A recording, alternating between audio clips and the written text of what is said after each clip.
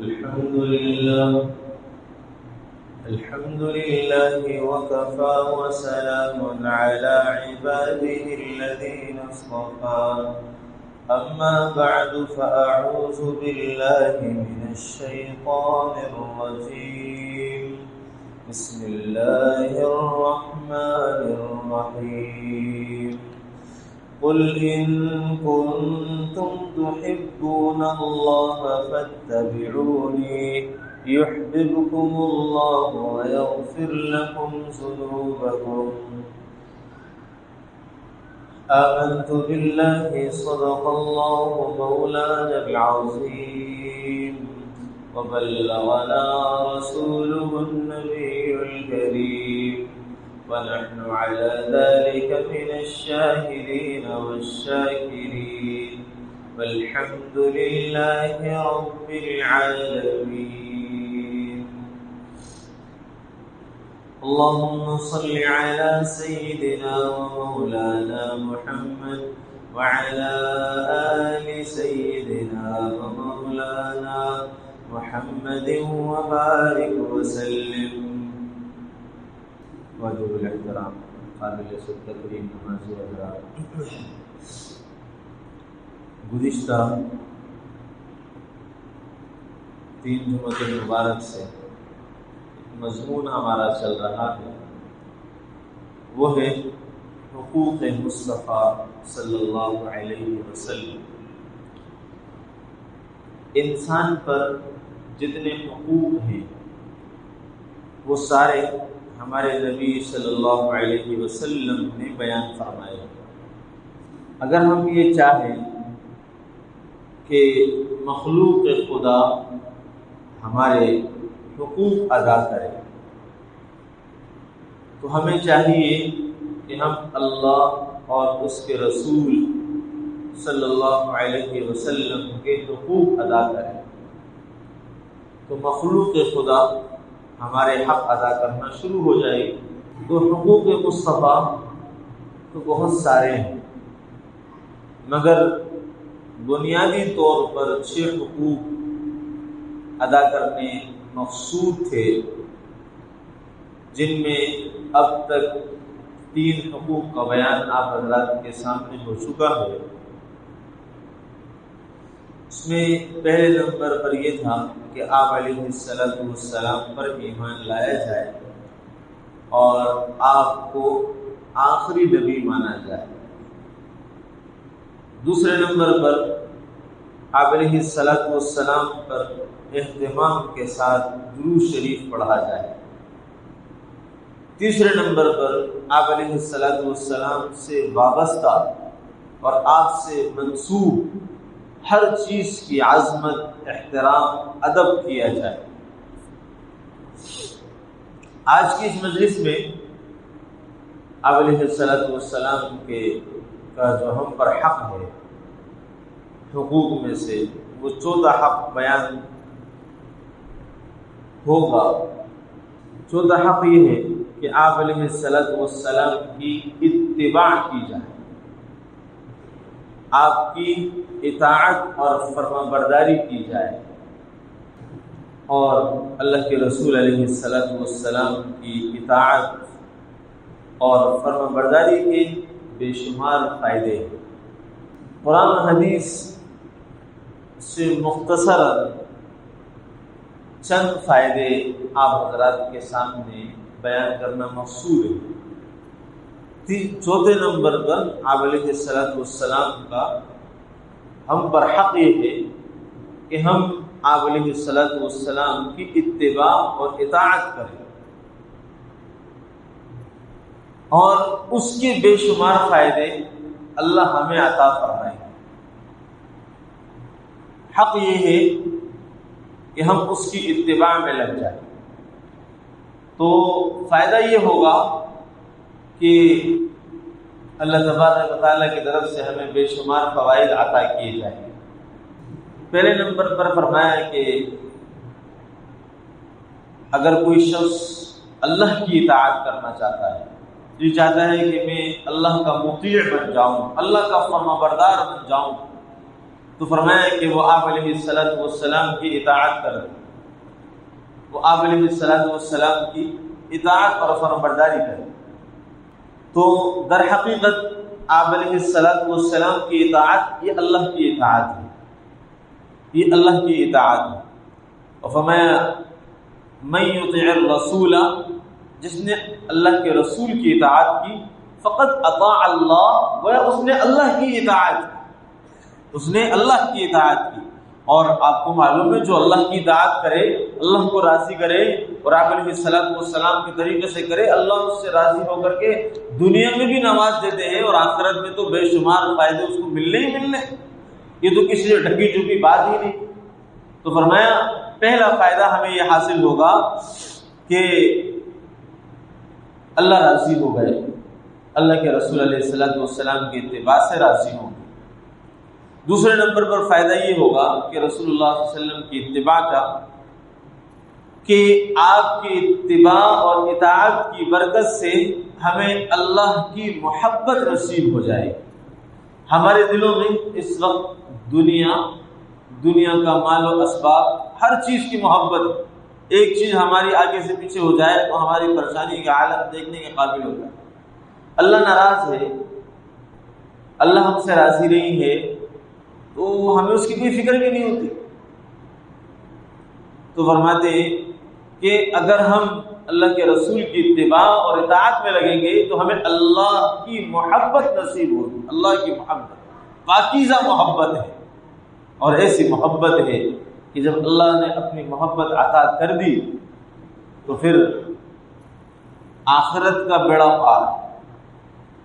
انسان دنیا میں غلط کاموں میں لگے گئی، اس کو اللہ کی محبت جو نصیب ہو گئی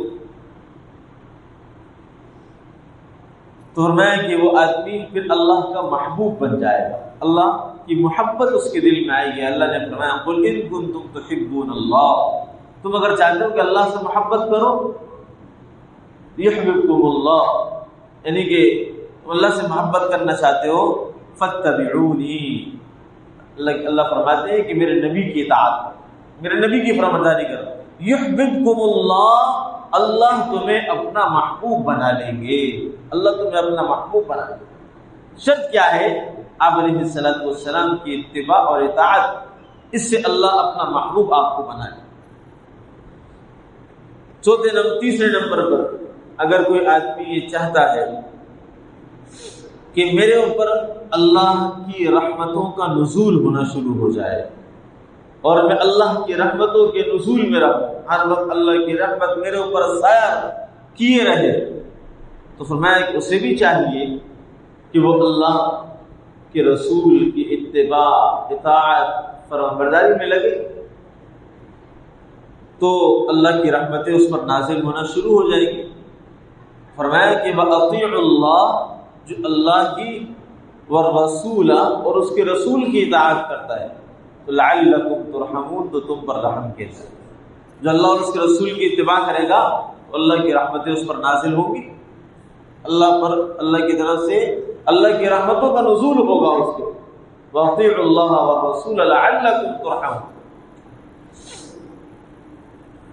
اور آپ علیہ السلام کی اطاعت اور فرمانبرداری کا چوتھا فائدہ یہ ہے کہ اللہ ہمارے ایمان کو کامل کر دیں گے، ہمارے ایمان کی تکمیل ہو جائے گی جب ہم اللہ کے رسول کی اتباع اور فرمانبرداری میں آ جائیں گے، تو فرمایا کہ ہمارا ایمان کامل ہو جائے گا۔ فرمایا فلا وربک لا یؤمنون حتی یحکموک فیما شجر بینہم ثم لا یجدوا فی انفسهم حرجا مما قضیت ویسلموا تسلیما، کہ آپ علیہ السلام کے فیصلے بغیر کسی چوچرا کے، دل میں تنگی محسوس کیے بغیر، جو حکم، جو طریقہ آپ نے بیان کیا اور بتا دیا، اس کی اتباع اور اطاعت میں لگ جائے گا، دل میں کسی قسم کی تنگی محسوس نہیں کرے گا، تو فرمایا کہ اللہ اس کے ایمان کو کامل کر دیں گے، یہ کامل اور مکمل مومن ہو جائے۔ حدیث مبارک میں آتا ہے، کئی احادیث میں، جیسے ایک حدیث مبارک ہے کہ جس آدمی نے نکاح کیا فقد استکمل نصف الدین، اس کا آدھا دین مکمل ہو گیا. اور آدھے دین کے معاملے میں اللہ سے ڈرے، آدھے دین کے معاملے میں اللہ سے ڈرے. تو فرمایا کہ یہاں پر اللہ کے رسول کی اطاعت شروع کر دے تو فرمایا اللہ اس کے جو آدھا دین باقی ہے اس کو بھی مکمل کر دیں گے. اور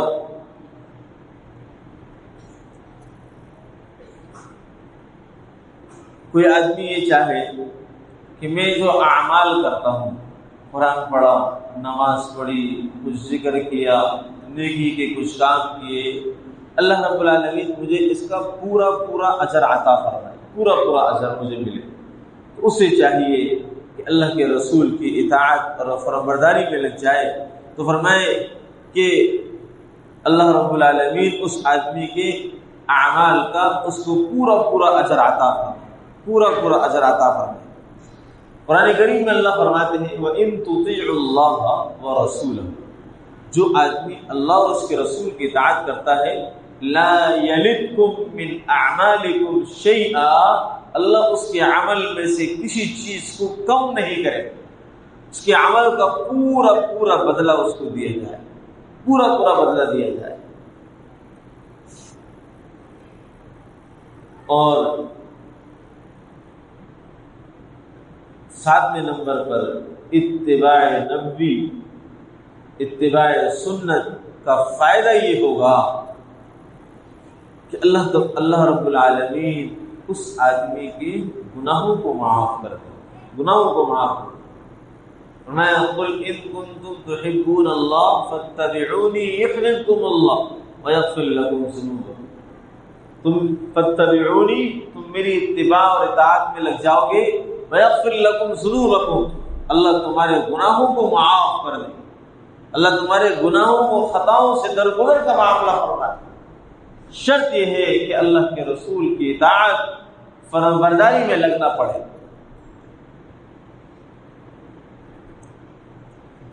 دنیا میں 7ویں نمبر پر فائدہ یہ ہے اللہ کے رسول کی اتباع کا، سنتوں کی اتباع کا فائدہ یہ ہے کہ ہر آدمی یہ چاہتا ہے کہ میں کامیاب ہو جاؤں، ناکام ہونا کوئی بھی نہیں چاہتا. ہماری آرزوئیں، تمنائیں کہ میرا کاروبار کامیاب ہو جائے، میں ہر اعتبار سے کامیاب ہوں، ناکامی مجھے نہ ملے.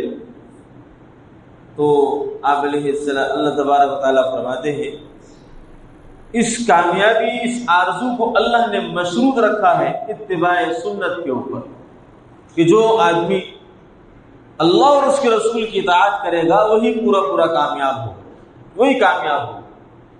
قرآن کریم میں اللہ فرماتے ہیں وَمَن يُطِعِ اللَّهَ وَرَسُولَهُ، جس نے اللہ اور اس کے رسول کی اطاعت کی فقد فاز فوزا عظیما، اللہ اسے بڑی کامیابی سے نوازے گا، بڑی کامیابی سے.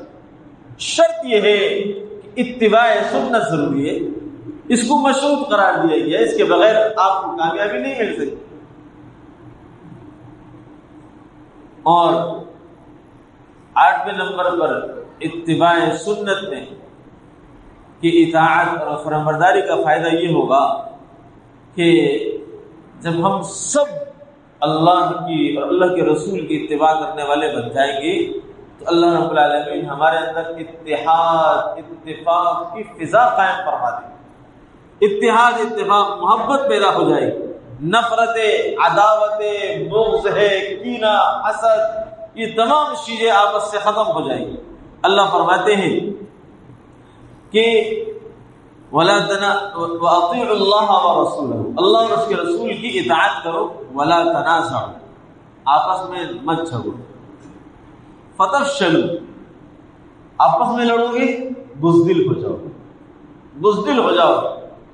وَتَذْهَبَ رِيحُكُمْ، اور تمہاری ہوائیں اکھڑ جائیں گی، یعنی تمہاری طاقت بکھر جائے گی، کسی کام کے نہیں رہو. اور فرمایا اگر اتفاق چاہتے ہو، اتحاد چاہتے ہو تو اللہ اور اس کے رسول کی اطاعت میں آنا پڑے، فرمانبرداری میں لگنا پڑے. تو یہ نفرتوں کے بیج خود بخود ختم ہو جائیں گے، سڑ جائیں گے، گل جائیں گے۔ اللہ اور اس کے رسول کی اطاعت میں آج ہمارا مسلمان پوری دنیا کا آ جائے، کفر خود بخود لڑکنا شروع کر دے گا۔ مگر بات یہ ہے کہ ہم میں سے ہر ادنا سے ادنا کمائی کرنے والے اور کم سے کم کرائے پر رہنے والا آدمی بھی اللہ کی نافرمانی میں اپنے بڑے سے بڑے کمانے والے سے زیادہ آگے ہوگا۔ ہاں،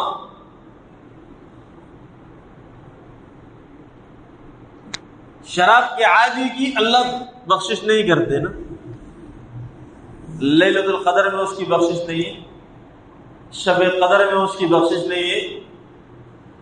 ہمارا معاشرہ شراب کے پینے کا عادی ہے،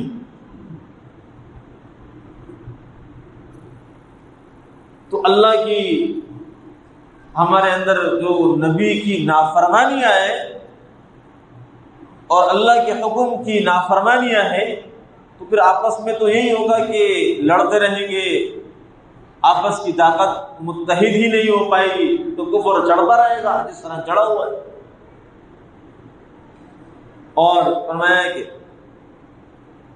نواں فائدہ یہ ہوگا اتباع سنت کا کہ آپ علیہ الصلوۃ والسلام کی اتباع کی برکت سے اللہ تبارک و تعالی جنت عطا فرمائے۔ ومن یطع اللہ ورسولہ، جو اللہ اور اس کے رسول کی اطاعت کرے گا، یدخلہ جنات، اللہ اس سے جنت میں داخل کرے گا، ایسی جنت تجری من تحتها الانہار، جس کی نیچے سے نہریں بہ رہی ہوں، خالدین فیہا، وہ اس میں ہمیشہ رہے گا، وذلک الفوز العظیم، اللہ کی طرف سے اس کے لیے یہ بہت بڑی کامیابی ہے۔ شرط یہ ہے کہ اللہ کے رسول کی اطاعت اور برداری کی جائے۔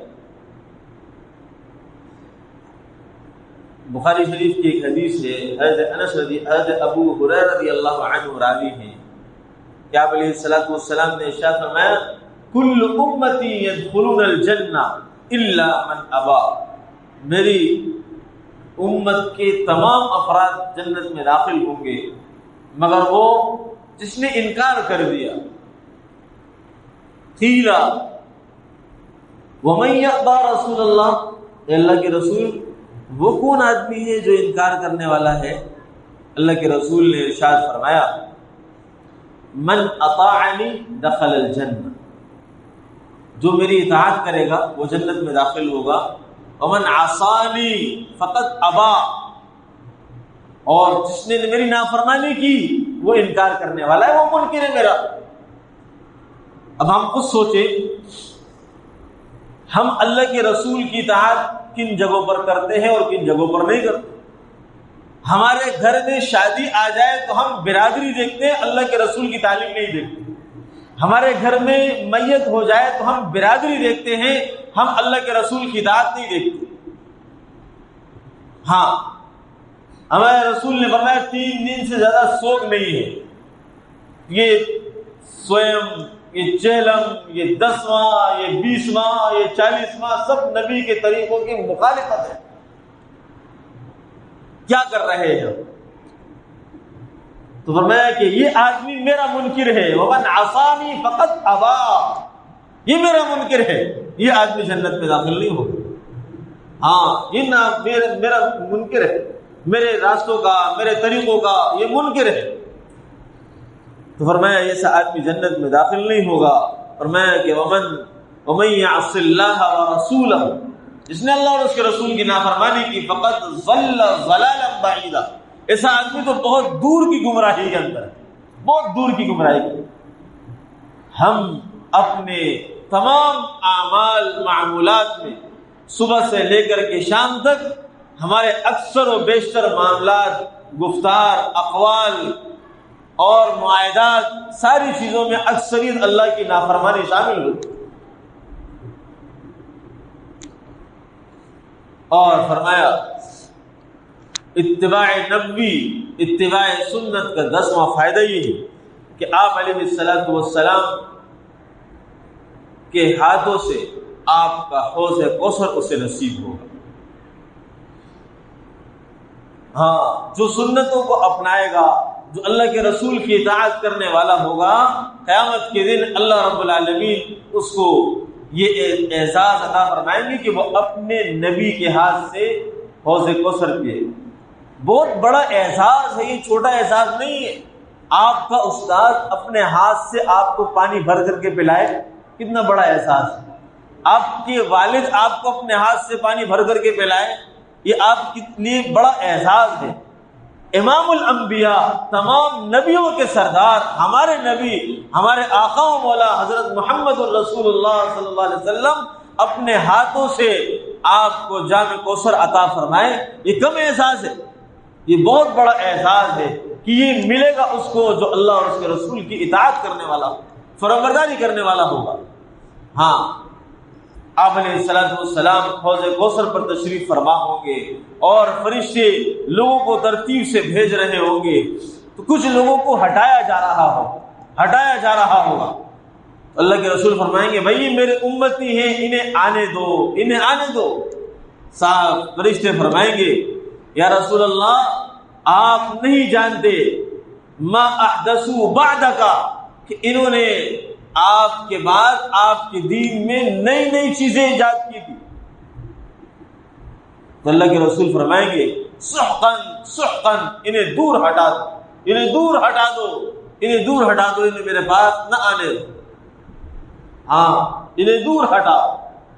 اللہ کے رسول علیہ السلام جو سراپا رحمت ہے، وما ارسلناک الا رحمتا للعالمین ہے، دونوں جہانوں کے لیے رحمت بنا کر کے بھیجے گئے، اور وہ اس وقت اپنے پاس آنے سے ہمیں منع کروا دیں، رکوا دیں، اور فرشتے بھی ہمیں پیچھے ہٹا دیں، تو ہمارا دنیا اور آخرت کے نقصان اور خسارے میں کیا تردد ہے؟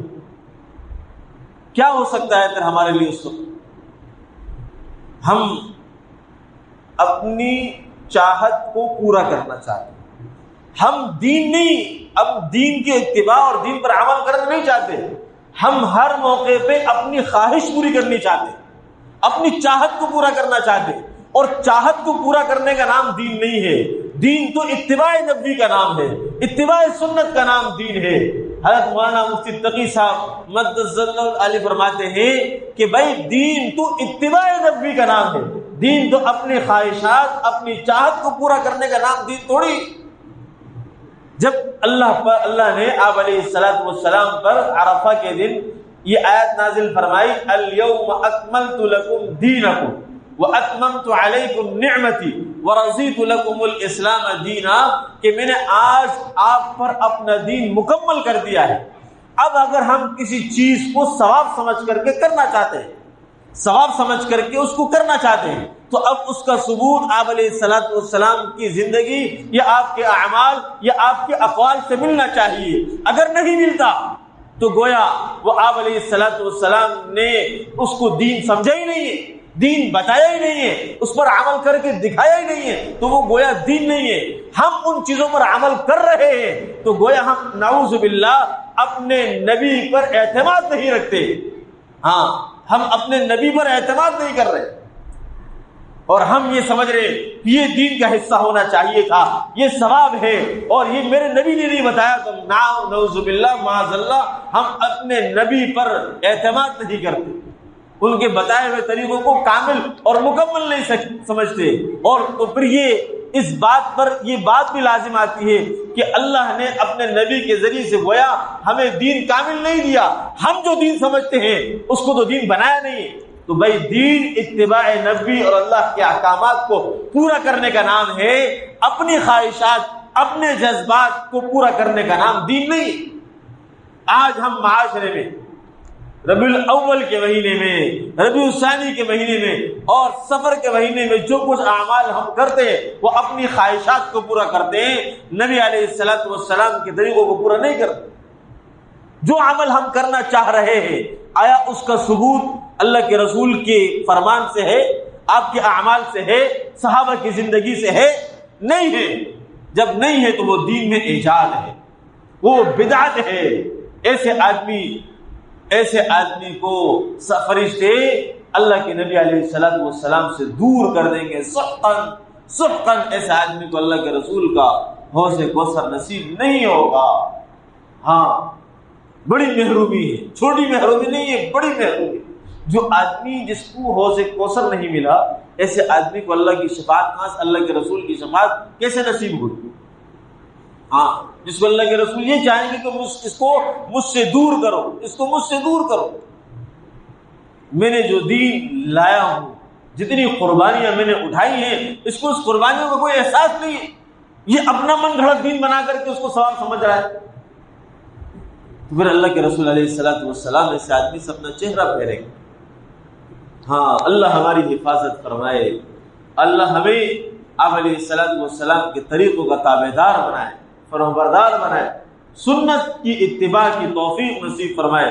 آپ علیہ الصلوۃ والسلام کی اتباع سنت کا 11واں فائدہ یہ ہے کہ ایک آدمی اگر یہ چاہتا ہے کہ میں انبیاء، صدیقین، شہداء، صلحاء کے ساتھ میرا حشر ہو جائے، ان میں میرا شمار ہو جائے، تو فرمایا ہے کہ وَمَن يُطِعِ اللَّهَ وَالرَّسُولَ، اس کو چاہیے کہ اللہ اور اس کے رسول کی اطاعت کرے۔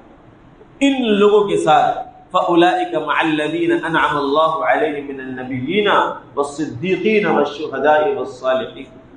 ہاں پھر ان کا حشر ایسا آدمی جو اللہ اور اس کے رسول کی اتباع میں زندگی گزارے گا، ایسے آدمی کو اللہ تبارک و تعالیٰ شہداء، صلحاء، انبیاءوں کے ساتھ اس کا حشر فرمائیں گے، مگر شرط یہ ہے کہ ہم نبی علیہ الصلوۃ والسلام کی اتباع کرنے والے ہوں، اور جو آپ علیہ الصلوۃ والسلام کے طریقے نہیں ہیں ان سے ہٹنے اور بچنے والے ہوں۔